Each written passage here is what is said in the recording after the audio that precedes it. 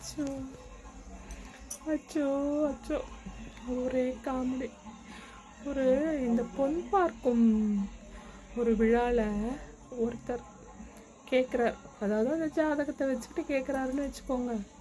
ஒரு பையன்கிட்டக்க ஒரு அம்மா அப்பா இருக்காங்க, அவங்க பேச மாட்டேங்கிறாங்க. அந்த பையன்கிட்டக்க அவர் இந்த ஜாதகம் பார்க்குறவர் வச்சிருக்காரு, பொண்களோட ஜாதகம்லாம் வச்சிருக்காரு. சரி, இவனுக்கு ஏற்ற மாதிரி சொல்லுவோம் அப்படின்னு அவர் நினச்சிக்கிட்டு சிலதெல்லாம் கேட்குறாரு.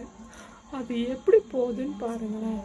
அவன்கிட்டக்க பொண்ணு தம்பி எப்படி இருக்கணும், அவன் பொண்ணு மாதிரி இருக்கணும். பொண்ணு மாதிரி தான்ப்பா இருப்பாங்க, வேற என்ன சகலபாடி மாதிரியா இருப்பாங்க. சரி, உங்க அம்மா அப்பாவுக்கு எப்படி இருக்கணும், மருமகளா இருக்கணும். அவர் முதல்ல கொஞ்சம் உஷாராயிருக்கணும். ஆனா அவரை திருப்பி ஒரு மாதிரியா தான் கேட்குறாரு. இவன் இப்படின்னு சொல்லி கொஞ்சம் மாத்தி இருக்கணும் கொஸ்டின்ஸை.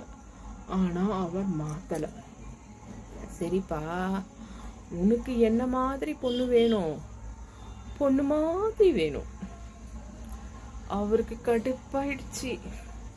டேய், பொண்ணு எந்த மாதிரி இருக்கணும், என்ன கலர்ல இருக்கணும், பொன் கலர்ல இருக்கணும்.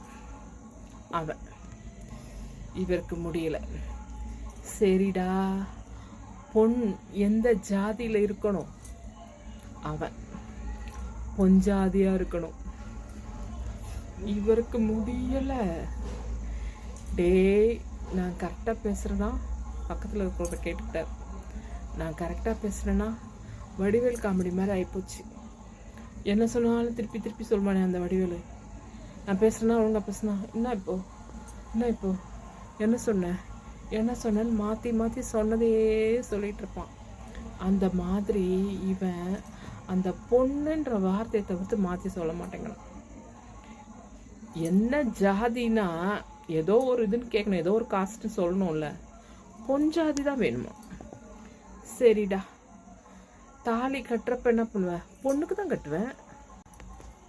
கடைசியில் திருப்பி கேட்குறாரு, பொண்ணு எப்படி இருக்கணும்டா, ஒழுங்கா சொல்லு, பொண்ணாதான் இருக்கணும்னு நம்புறேங்க. பலார்ட்டு ஒன்று விட்டாரு. என்னென்ன வெள்ளை சட்டை போட்டுட்டு வந்தா என்னென்ன நீ ஒரு மாதிரி நினச்சிட்டியா, ஒரு கேள்விக்கு கூட நீ ஒழுங்கா பதில் சொல்லலடா, அந்த பொண்ணை தவிர்த்து நீ மற்றதை பேசலடா. அடப்பா.